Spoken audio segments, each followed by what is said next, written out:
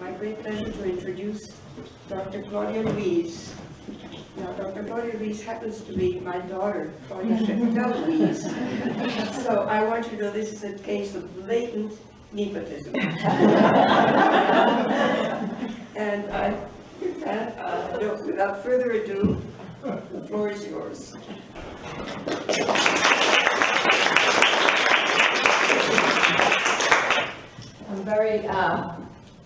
I'm very excited and happy that my mother finally decided to consent to have nepotism with me. Nepotism. And I thought I would tell you a dream that I had about my mother when I was 16, because it's a very good example of how to work with pre-analytic patients. And the dream was that she was in the shower, and it was a marble shower with glass doors and super, super sexy. And my mother started to soap her breasts, and then she moved down, and my 14-year-old daughter's there, fortunately, she's PG-13.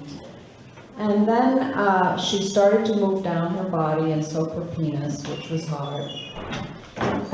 I came into the bathroom and I started to make love to her breasts, and then I moved down and I started to suck her penis, at which point I woke up. And when I woke up from this dream, I was horrified and disgusted and disturbed. It was the most horrible dream that I had ever had. And I couldn't look at my mother for days. I just couldn't look her in the eye. It was so real and so upsetting. And finally, after a few days, she said to me, "Is something wrong?" Because I was acting so strangely. And because a few days had passed and the feelings of arousal had worn off, I told her. I said, "You were in the shower and you were seducing me." And I told her what had happened. And I looked at her face, and she had this look of pleasure on her face. And I said, "Doesn't that upset you?" And she said, "It's a wonderful dream." And I said, "What is wonderful about this dream?" She said, "I've always wanted a penis."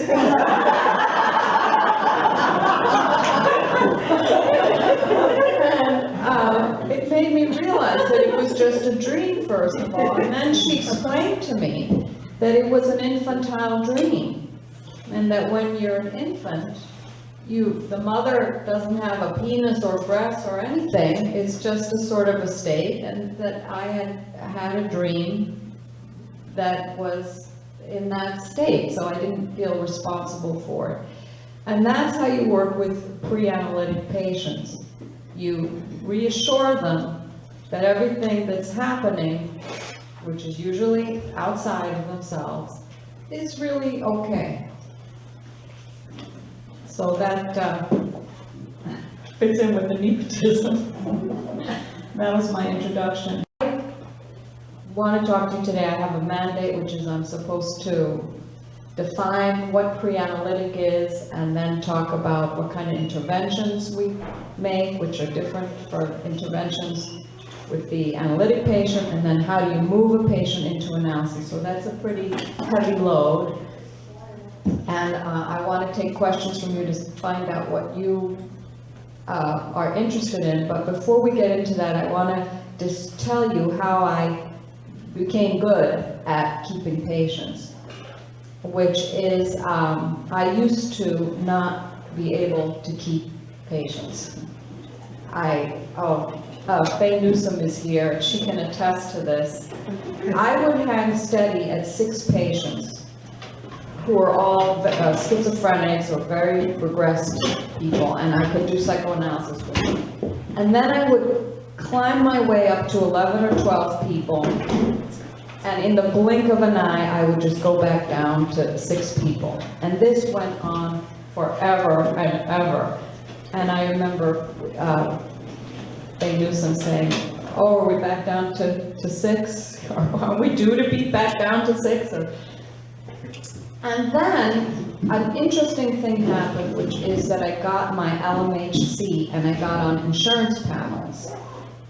And once I got on the insurance panels, I started to get a huge number of referrals, like 2 or 3 referrals a week. And I didn't feel that these were real analytic patients because they were being paid through insurance. So to me, they were like throwaway patients. Also, I wasn't getting paid very much money. So I felt like I didn't care if I kept them or not. And that, I think, made a huge difference in how I worked, because I no longer felt that work was so analytic or so important. As this started, and now I'm climbing up to, 18 patients, 20 patients, because so many people were coming in. And one of these patients was a 21-year-old girl, and she was fascinating. She was super interested in psychoanalysis, and she had studied at the Chicago School. The Chicago School of Psychoanalysis is a fascinating place. She'd studied Jung and Freud, and she came in, she was reading all this stuff, and she was a big fan of Ram Dass. Have any of you heard of Ram Dass? Yeah. So he's a healer. Who hasn't heard of Ram Dass? He's a healer that came out of Harvard University in the psychology department and started to experiment with LSD, which was all about expanding consciousness and breaking down the barriers of the mind. Now, I had been raised on modern psychoanalysis. So I started studying here when I was 21. I had to fight and kick and scream for Simon to let me study at the school because he said I was too young. But I took the first year of life here, and I didn't take any psychology in college because I only wanted modern psychoanalysis. So I was a true blood modern analyst, working with transference and resistance. That's all I knew, that's all I thought worked.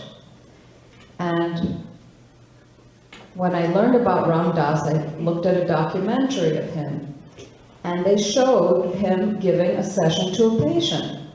And this was the most unbelievable session I had ever seen in my life. And I will now describe this session to you because it just blew my mind.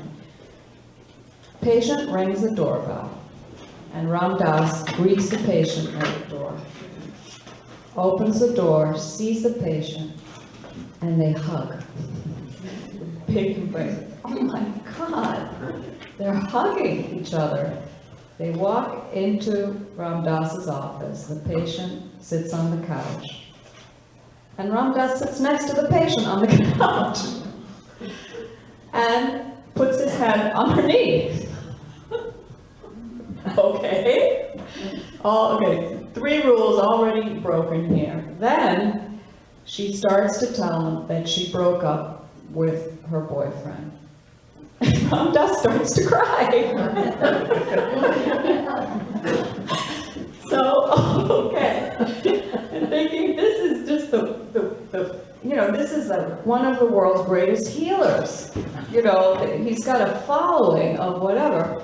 And then they interviewed this girl to ask her what this experience was like for her of working with Ram Dass. And she explained that in that moment when he broke down and cried, she had a feeling she had never had before from anybody that had raised her, and how healing it was for her to have that kind of experience. Well, this just blew my mind open to what therapy was, what healing was, and I started to work with patients in a completely free way after that. Because to me, it was, I had the permission, after watching this Ram Dass thing, that anything goes. So I started to work with patients, and then I realized at one point that every patient who was walking through my door was staying with me. So out of 30 patients that would come in, only one would decide not to contact with me. The only problem was that I wasn't feeling like I was a modern analyst. So I was feeling like a little bit of a renegade, and I wasn't really at peace exactly with what I was doing. But after a few years of working with these patients, they started telling me, you know, we've been to other therapists, and you're different. You're different from, I never stayed with any of my other therapists, but I'm staying with you. And that's when I realized that I definitely was doing something modern analytic with them, resonating with them, but even though I wasn't working with transference and resistance. And this is how I came around to the idea of a pre-analytic patient. How do you work with the principles of modern psychoanalysis, which is to join and resonate with the patient, but not work with transference and resistance, which when a patient isn't ready to analyze themselves or be analyzed, they're going to leave because it's too frustrating. So that's my story of how I came around full circle to feeling like a modern analyst, being able to keep patients and transition them, usually, into a deeper experience where they would be interested in looking at their unconscious, knowing themselves, having an introspective experience. So now I would like to open the floor to find out what of the three things I want to impart my experience to you as to what is a pre-analytic patient, how do you transition them, what kind of interventions do they need. I'd like to find out what you are interested in, and then I can see if I have something to offer you. So, yes. I was motivated especially to come today because I just started working with someone who came to me through insurance. Can you talk so that everybody can hear you? Okay. I was motivated to come today because I started working with a referral through an insurance company who is a social worker who got an education after getting her kids off to college. And she had a year and a half of education, and now she works at a clinic and has 27 patients, and she came to me because she's overwhelmed. And she said her clinic has a modern analytic attitude, but it's not specifically modern analytic, and I just felt we were going to get along great. I told her about the couch, fine, and I've seen her 7 times. I started to feel like she's not happy. And in the second week, she's like, I don't feel comfortable on the couch. I don't know, I want to see you, but then she turned on her side. She said, this is better. 2 weeks ago, she started to put a lifesaver in her mouth when we started, and I said, do you need that? And it's recommended that you don't eat or drink during the session. And she didn't do it. Last week she came in and said, I don't think this is for me.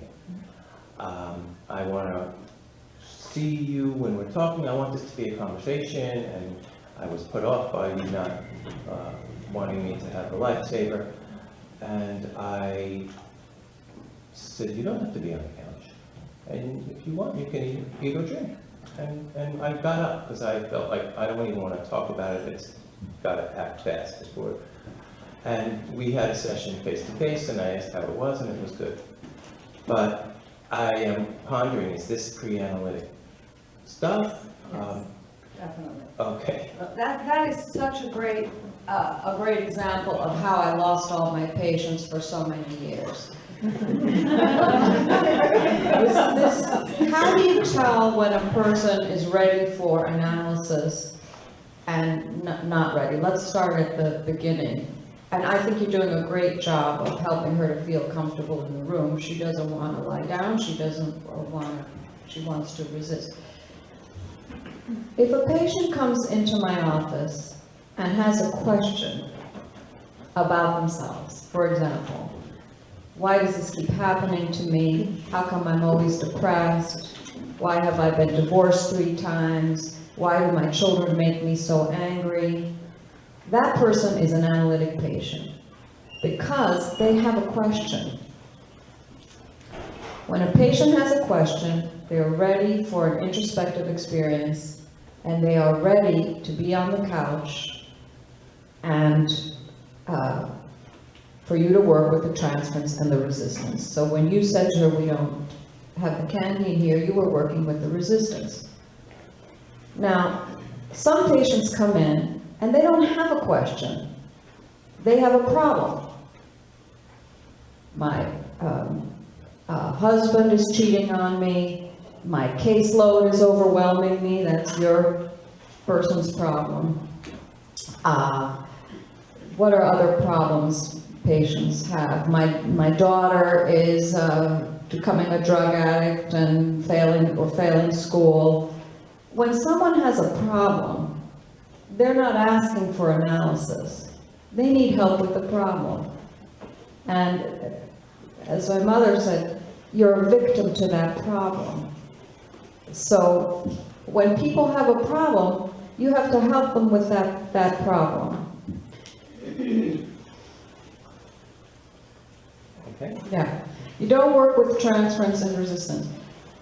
Let me give you another example of a resistance and how I would work with it differently with an analytic patient and a pre-analytic patient.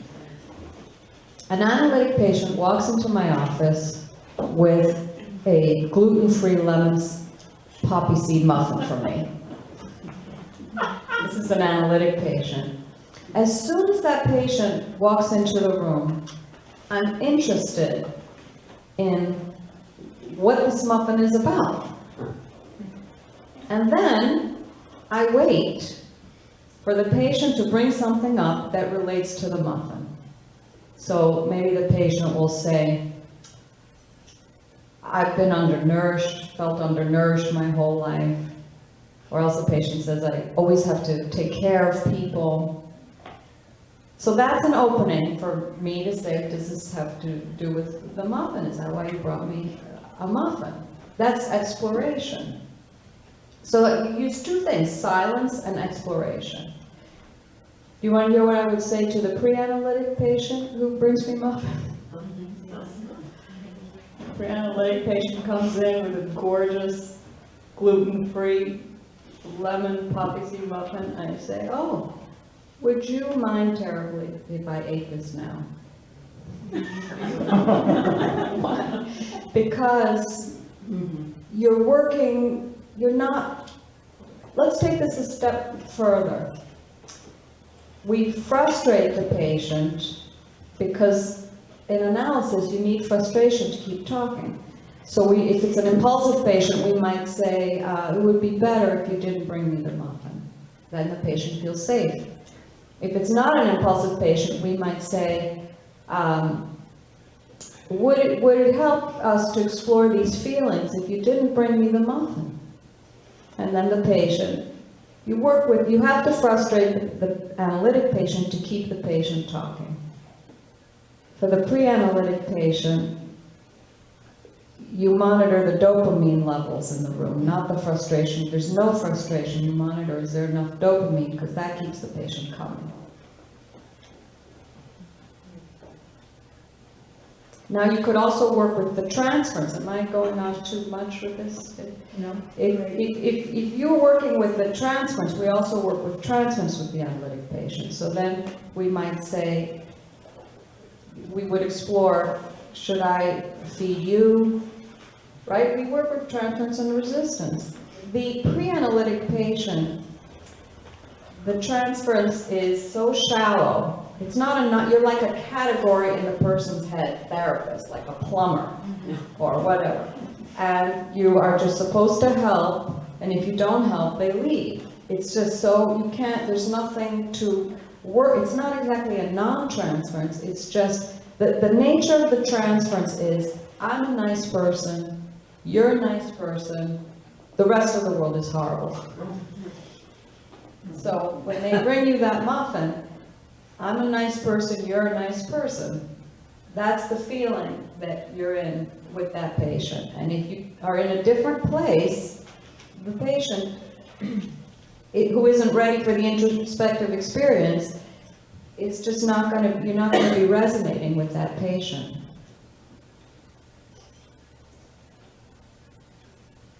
Well, I was just wondering how long you could let that go on for, or could it be indefinite, having a pre-analytic patient? That's a great question.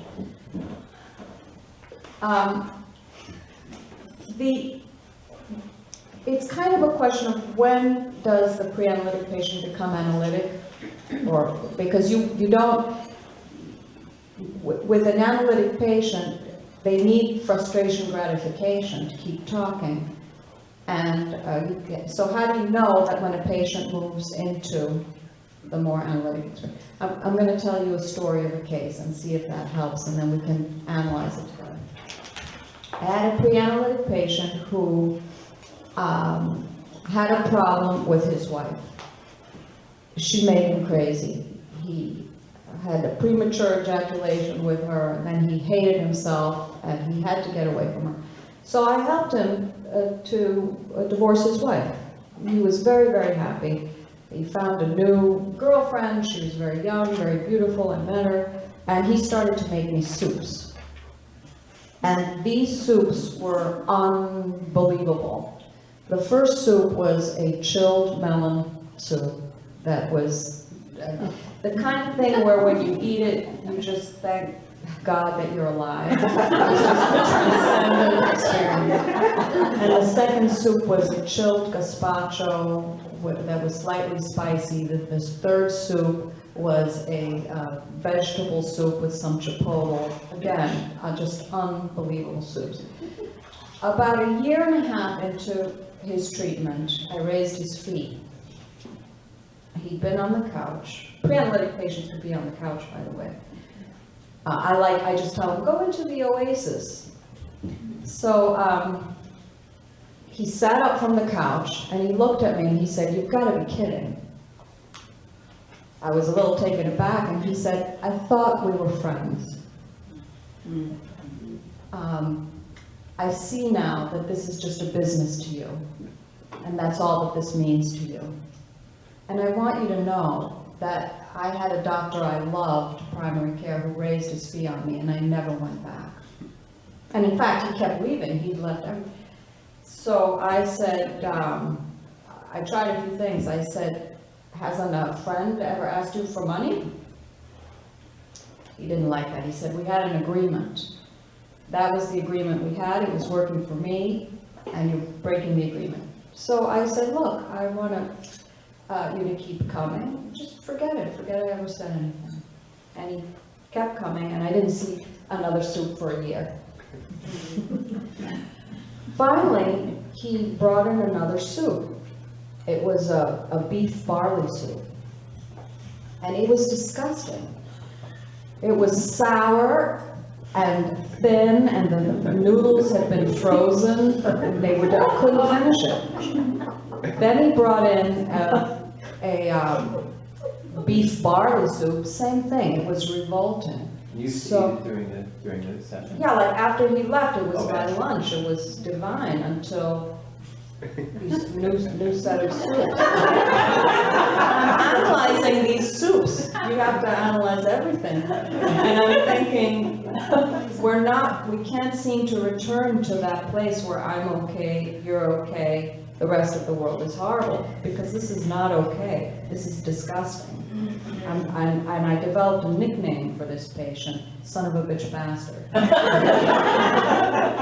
So, another year goes by. We're now into the 4th year of treatment. Son of a bitch bastard walks into the door. He opens the door. He's got a little smile on his face. He closes the door behind him, and he stands there and he says, I have wonderful news for you. And I said, oh. He said, today is our last day of treatment. Today is our last session. So I said, oh, that's wonderful. He got on the couch and he said, you know, I'm there. You've helped me so much. I'm a happy man now. I know how to deal with my self-hate. I'm in this wonderful relationship. Everything is going so great. I think I'm done. So I said to him, I had a question for him. This was actually a question that Faye Newsome had designed, and I had been holding on to it, but it was an incredible question. And I said to him, there's still one thing that I don't understand, and that is, how come you like to give people what you want, but you don't like to give them what they want? He said, which really surprised me, I knew you were going to ask me that. Been with me for 4 years, you get to learn how your analyst thinks and analyzes things. So he said, well, let me think about it, I'll come back next week. He came back the following week and he said, I asked my children whether I'm the type of person who only gives what he wants. And my children told me that they're afraid of me. And I want to learn how to give people what they want.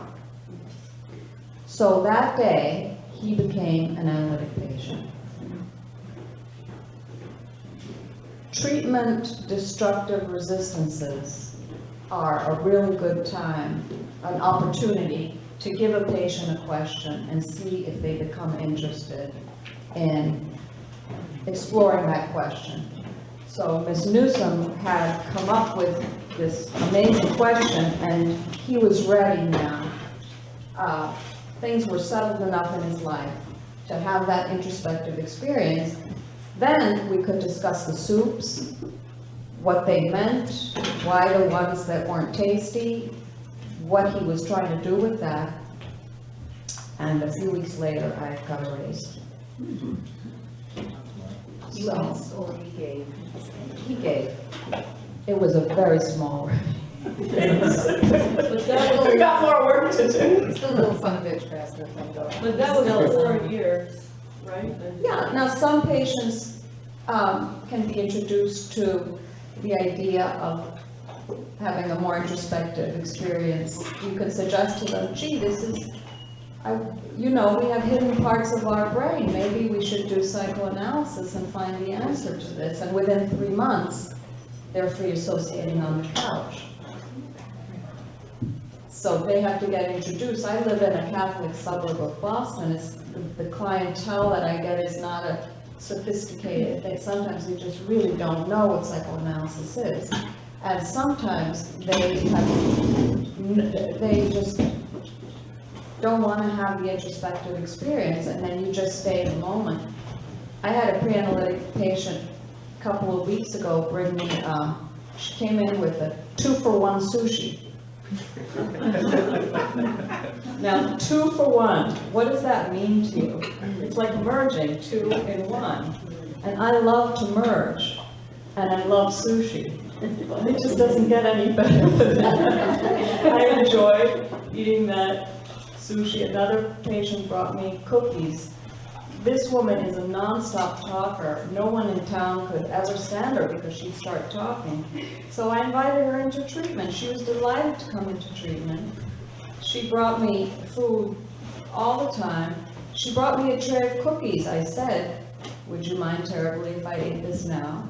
She said, yes, as a matter of fact, it would go well with the tea that I brought you last Christmas. So I kid you not, I walked into my kitchen with her trailing after me. I work out of my home, talking the whole time. I made myself a cup of tea, didn't offer her one because it didn't seem to be at what she wanted. And I took my tea and my cookies back into the session and enjoyed them. And she was very happy to see that I was willing to ingest her.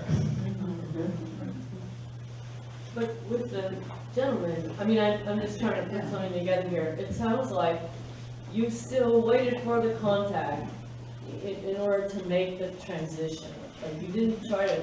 I had tried before to explore the soups, and fortunately it wasn't so early in the treatment that people, when you start exploring before they're analytic, feel rejected somehow.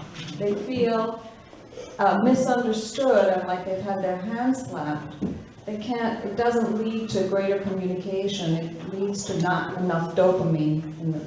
You cannot frustrate pre-analytic patients or work with the transference and resistance. So when the transference changes, now treatment destructive resistances are a great opportunity to plant a question, see if the patient's interested in exploring the question. But changes in the transference is another good time